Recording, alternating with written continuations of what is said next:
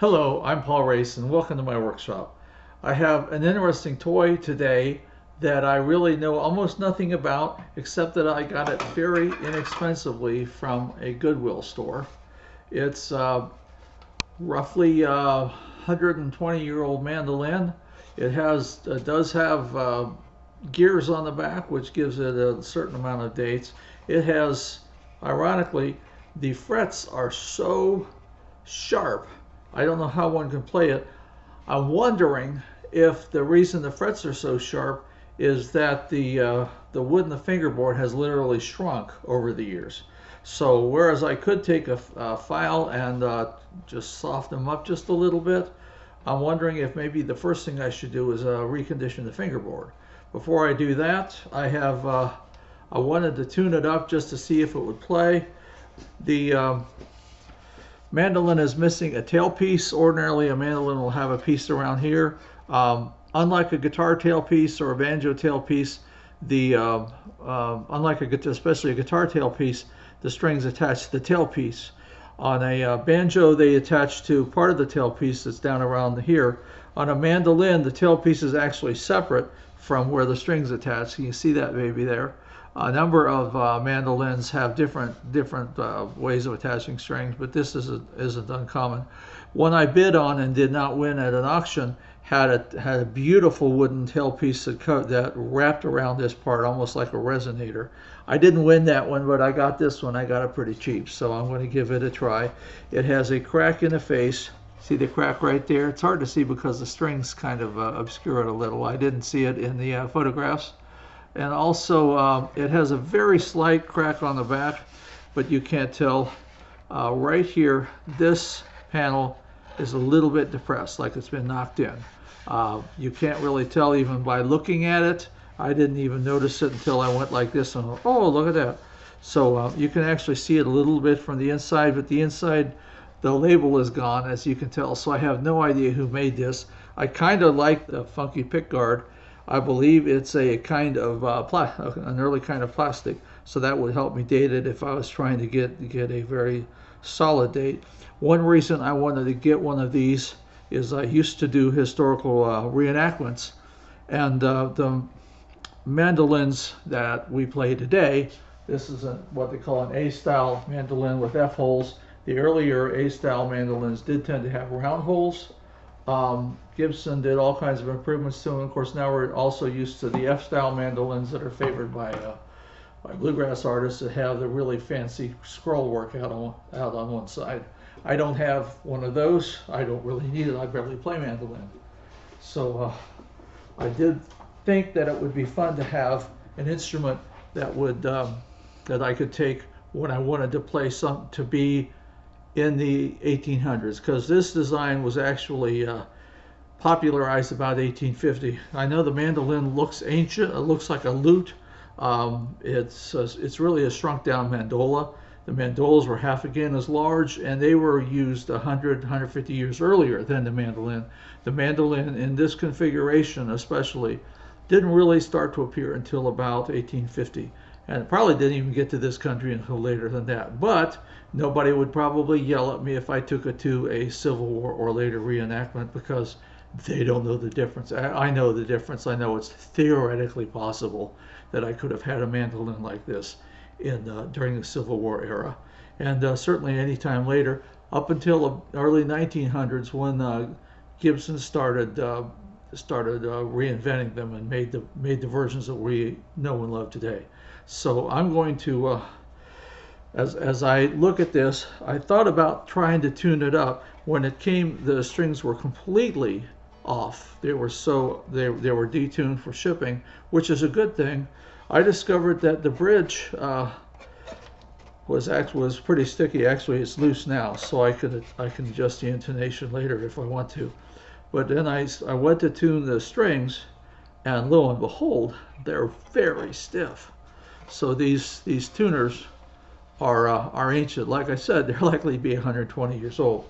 So I bought some lubricant called Tri-Flow, and it supposedly has an oil component and a Teflon component.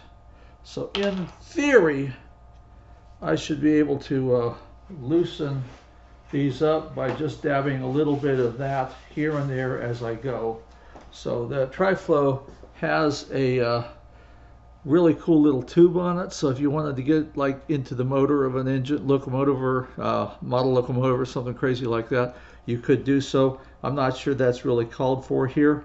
I did, in tightening these up, I turned them quite a bit, but I'm just going to dab a little bit where the worm gear meets the other gear, and turn them around several times and see if that makes a difference.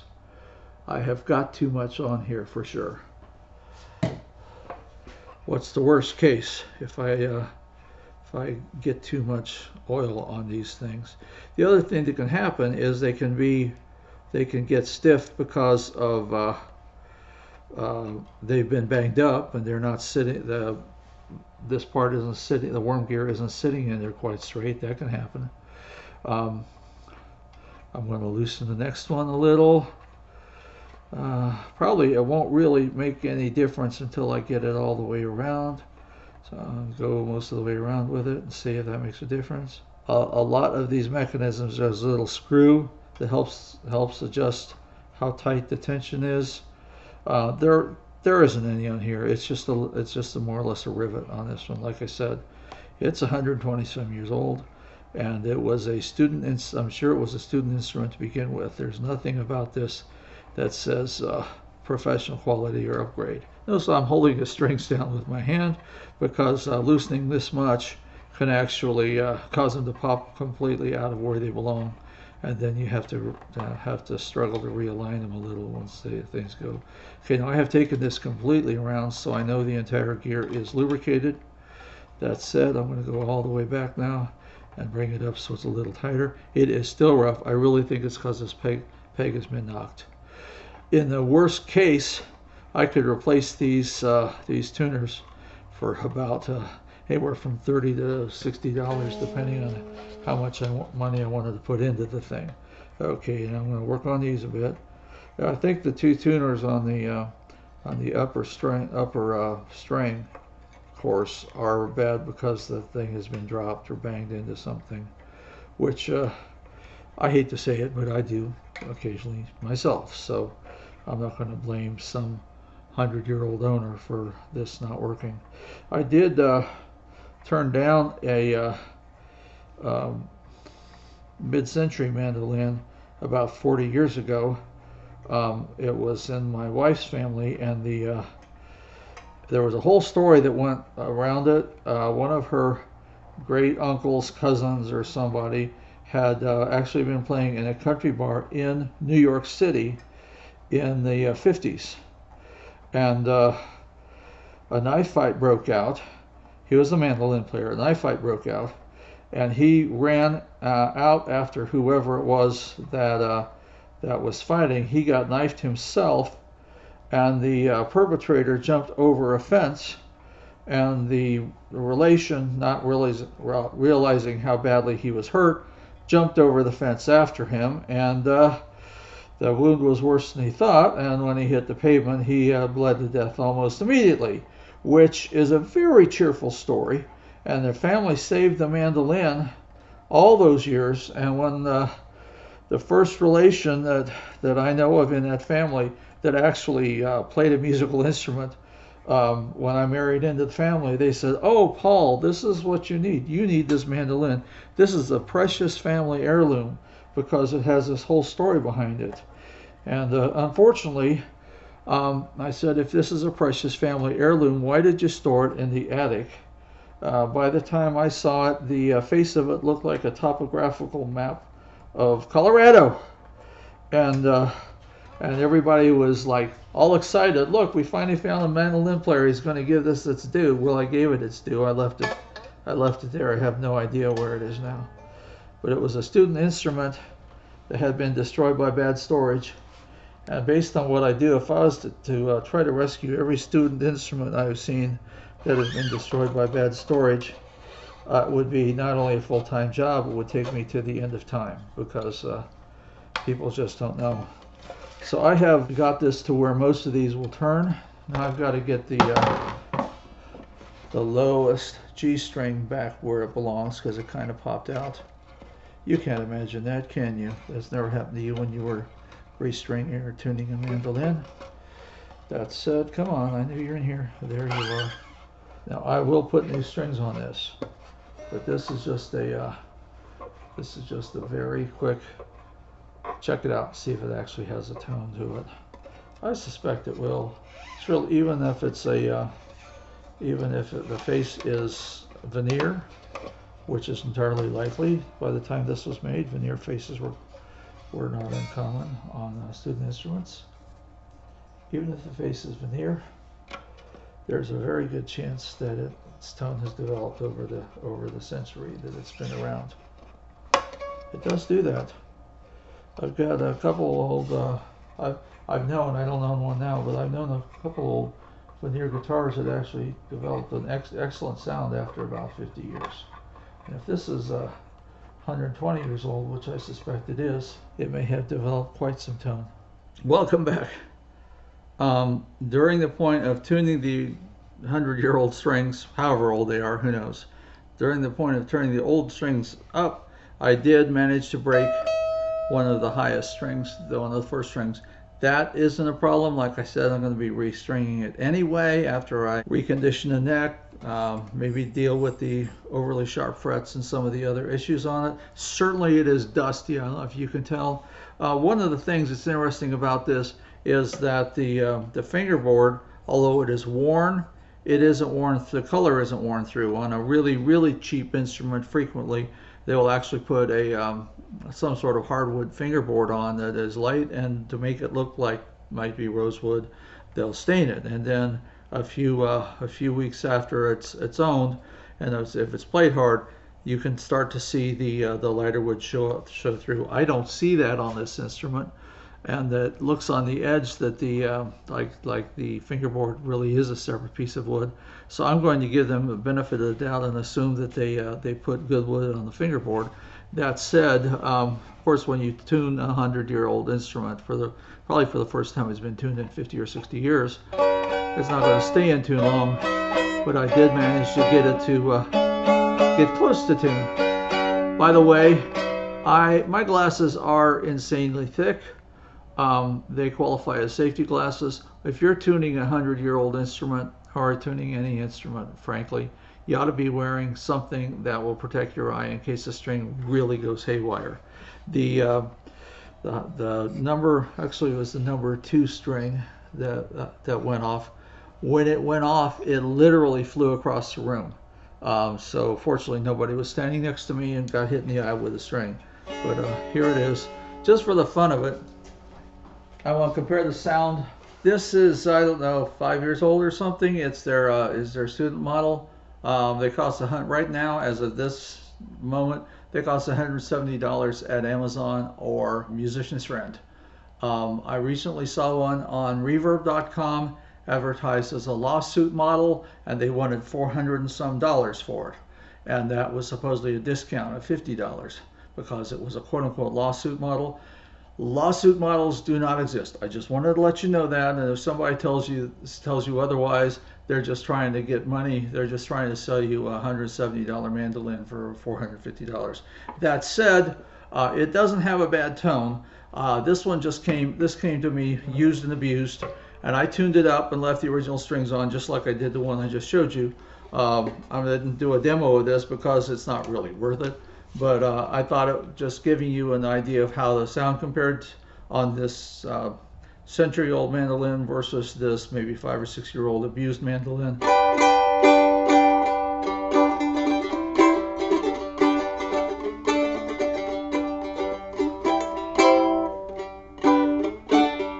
Oh, boil the cabbage down, boys, swing them whole cakes round. The only song I ever did sing was boil that cabbage down. Oh, boil that cabbage down, boys, sing that whole cakes round. The only song I ever did sing was boil that cabbage down. Okay, now we're going to try the century-old one, and just to see how the tune compares. By the way, this weighs half as much as this one. It is... I don't know how fragile it is. It's probably extremely fragile. This one probably, I'd say, weighs double what this one does. I guess I could put them on my scale later and be certain about that. But now here's my Century model with the probably 50-year-old strings and deadly frets. Let's see how it sounds compared to the other one.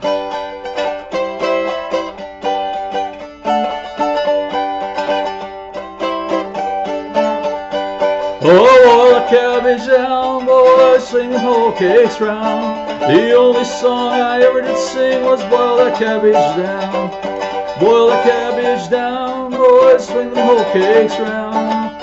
The only song I ever did sing was boil that cabbage down. I didn't use a flat pick on either one of these, so it's the same thing. Seems to me this has a brighter tone. I really can't tell if it's louder. Maybe if I check it on the playback, I can actually look at the levels and see if one's louder than the other. But at any rate, it's a fun instrument as heck. It weighs nothing. So taking this onto a fairgrounds to play, dressed as a cowboy or something, it would be no trouble at all. My only concern again is that they are fairly fragile. This one has a wrap around the bottom to protect the end pieces of the shell, but nevertheless the shell is very thin, probably much thinner than the shell on the student model over here. Once again, I'm going to come back to this once I have taken the strings off, conditioned the neck, worried about whether or not these things really need sanded down, and I'll put it back together, and I'll be back with you at some point in the future. If you are really lucky, you'll probably never see this one again. But I'm planning to keep it and just have it hanging up somewhere, so when people come over to jam and they say, hey, I'll play mandolin, can I have that? Yeah. Don't play my good mandolin. Don't even play my fragile mandolin. Play the Ibanez that I got used for $60. Beat the heck, and yet it doesn't sound too bad. So I hope that helps you at least get some crazy idea about the comparison between a student model mandolin from probably 1890 to a student model mandolin from probably 2010, to be sure.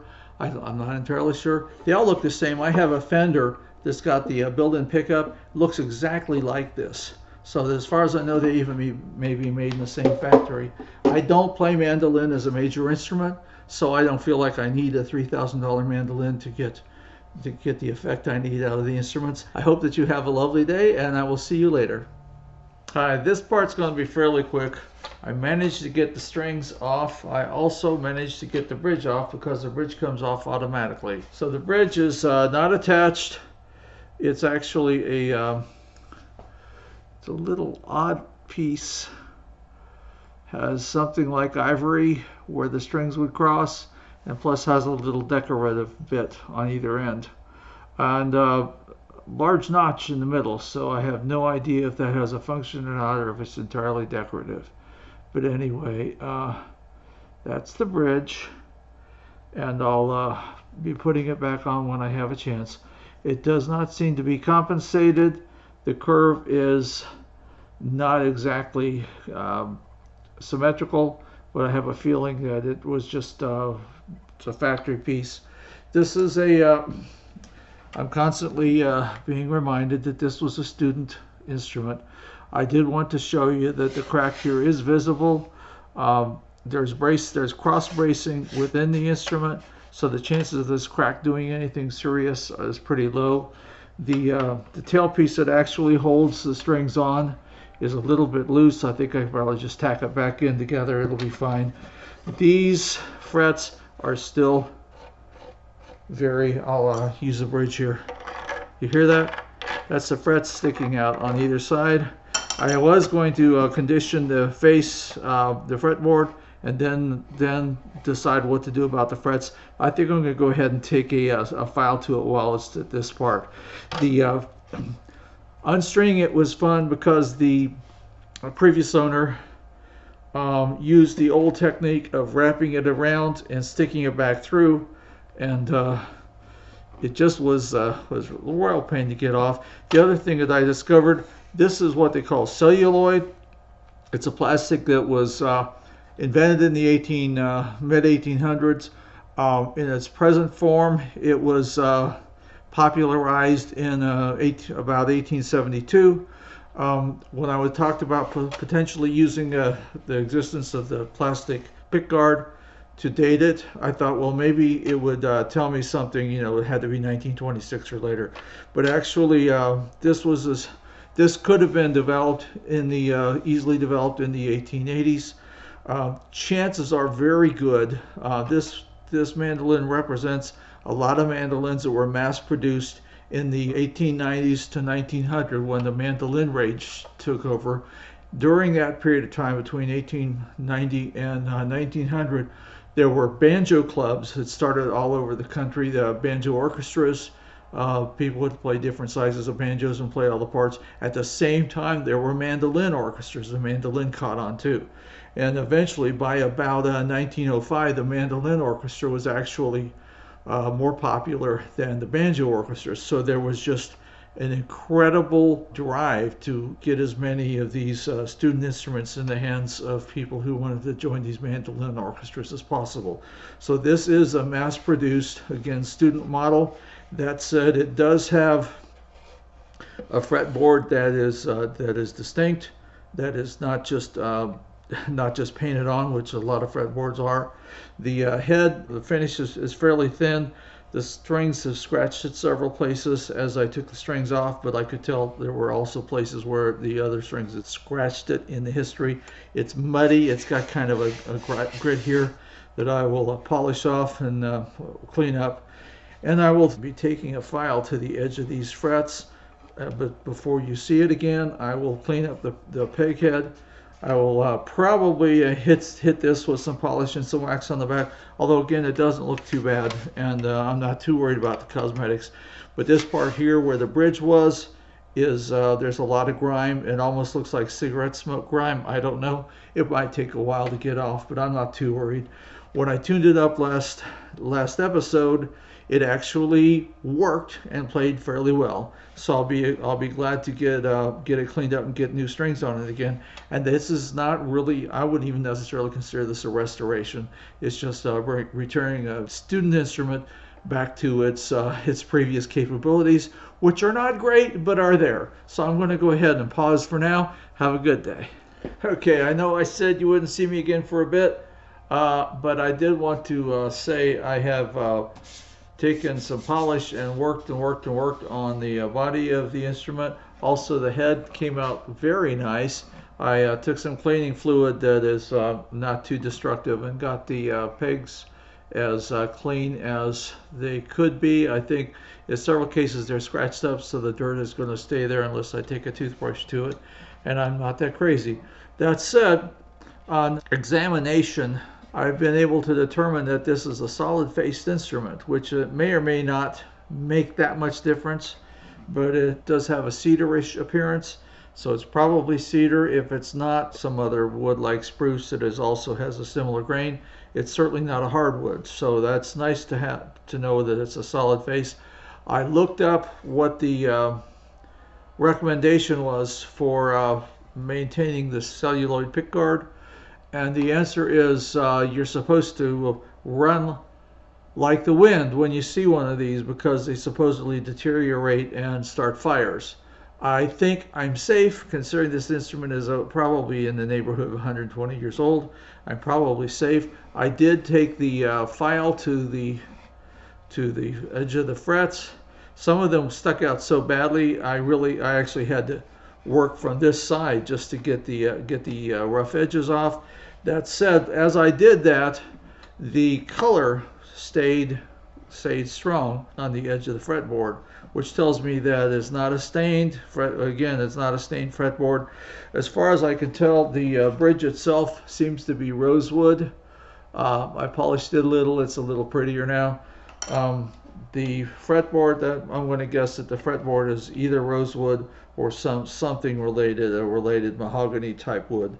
So that's a very good thing. There's evidence of where it's been fretted, where it's a little bit rough, where people's fingers have have forced the strings on the fretboard over the years, but the frets themselves are pretty smooth, so I'm not too worried about it being playable once I get the strings back on. The one thing that I have left to do, once I hit this more or less accidentally with some polish while I was trying to wipe the whole thing off, and I want this fretboard to dry out completely because I want to take my fretboard conditioner and leave it on there. You're not supposed to leave it on overnight, but if you look at the fretboard, it hasn't been treated for probably a century, then I will leave it on overnight. I've done that with other instruments and nobody died, and the fretboard just would look much better in the morning than it did at night.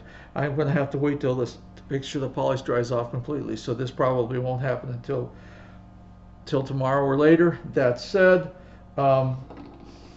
it's coming along nicely.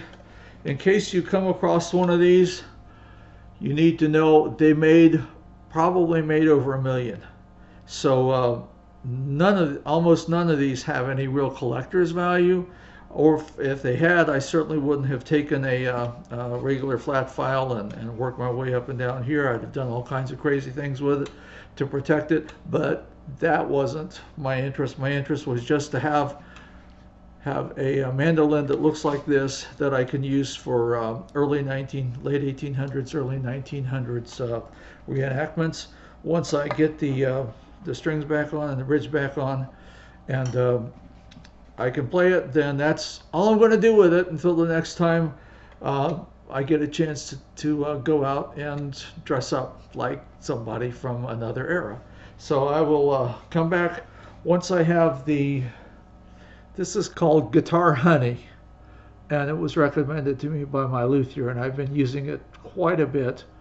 It just takes a little, so you buy one bottle of this, you'll probably have it the rest of your life. But I found it very useful, and I will put the Guitar Honey on the face of the fretboard once I'm sure that the polish is all dried out of it. Then I will wipe it off a day later and restring it and get back to you. Have a great day.